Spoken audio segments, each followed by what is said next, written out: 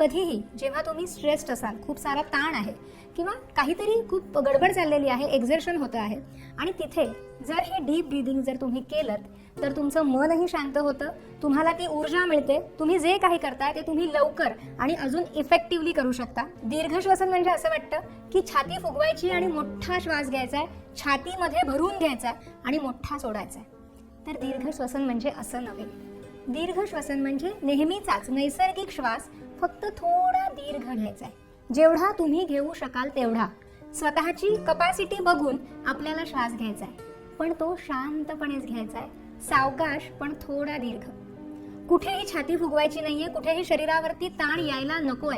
शरीर रिलॅक्स हवंय, शिथिल हवंय आणि शांतपणे श्वास घ्यायचा आणि शांतपणे सोडायचा.